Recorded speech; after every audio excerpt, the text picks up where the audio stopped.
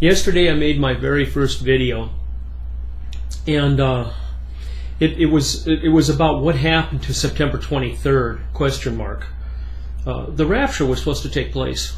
The event where the Christians, the church, as the Bible calls them, taken off this earth. Well, that's what a lot of people read into it anyway. That's what was supposed to have happened, but it didn't. Those that reported on it were made fun of. They never said the rapture was going to happen. They just took us to Scripture. In that to Scripture we can figure. And we did. And we thought something was going to happen. Well, when nothing did happen, my first video was about those people, those other sites, that made fun of them. They made fun of those that were reading Scripture and letting us decide for ourselves. One of them was Scotty Clark. He actually even came out, God bless him. And those stars lined up perfectly on September 23rd. So that was Scotty Clark. He was right on. There's no doubt in my mind. Well, the 23rd had come and gone and nothing happened. And someone left me a note. The person's name by the Eleanor Baumgart. Now, I hope I'm saying that right, in all respect to her.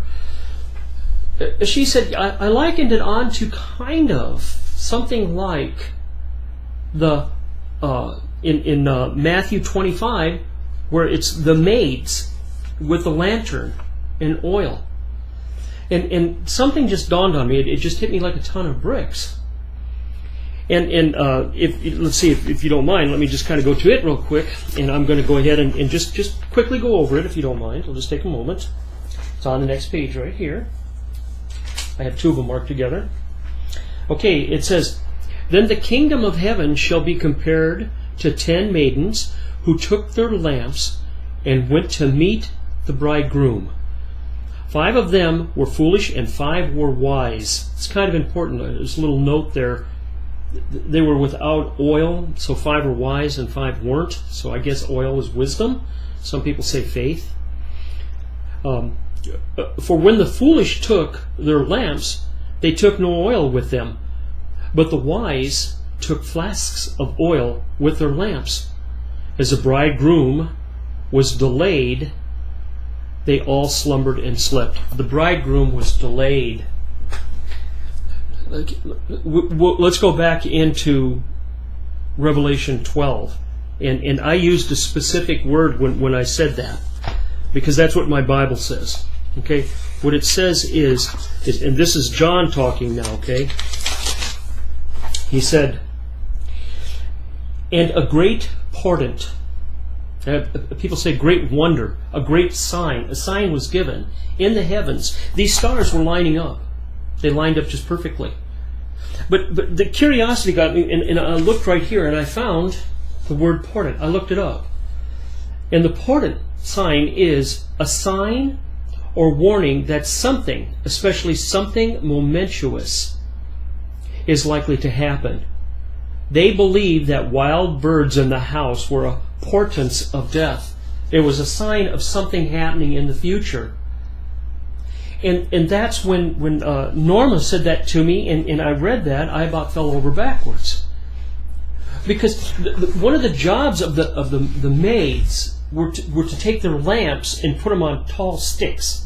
And when the bride headed towards the father's house of the groom, they were to hold these lamps up. She's paraded to this location. So I got thinking, well, what happens if that Revelation 12 was, we got ready, but it was delayed? And this is what Norma said. What happens if it was delayed? Those that were carrying the torch are all of those that saying, hey, let's get going. Let's go. We've got to go to the wedding. And then they found out it was delayed. They went back again, and they took some time off.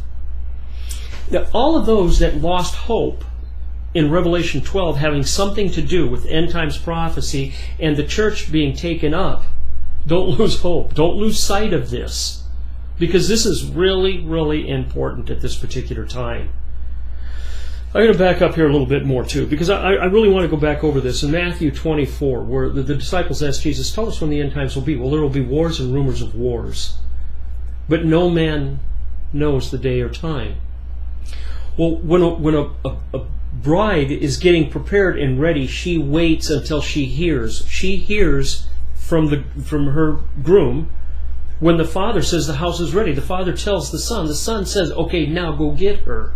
No one knows the day nor the hour. And that's what they were talking about. It wasn't that we couldn't know when we were close, because when these things begin to happen, look up, for your time draws nigh. And I find it interesting, if I'm looking up, what do I see? Stars. But yet that's what Scotty told us about. That's what these other sites told us about. This is so hugely important. Are all those now that are just, they're playing this down, or they're disappointed, especially those that thought there was something there? Well, there is something there. Don't stop. Just keep thinking about this. What it is it's delayed. It's like I showed you, a portent. It's something that is seen, but not yet. It's delayed. This is really, really important. What do I think? I'll tell you honestly, just point blank. Do I know when? No. I don't know the day nor the hour. Are we close?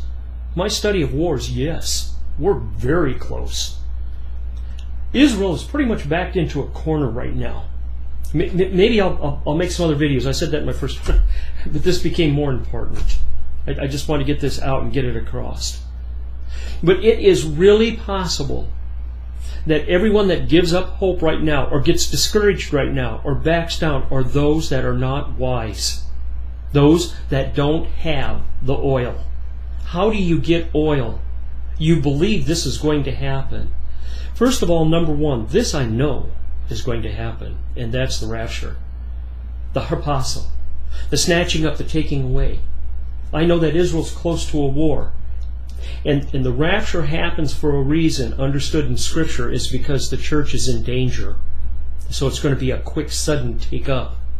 They're very close to wars. I don't know about the North Korea war being part of it. I don't know about that. But I do understand right now, and thanks partially to Norma, thank you quite a bit actually, of putting the two together. Don't lose hope. Don't lose faith. Don't let your wisdom go away. You found this stuff. You know it. You hear it. You sense it. You feel it. Something is going to happen. Well, I'll tell you right now, I'm staying alert.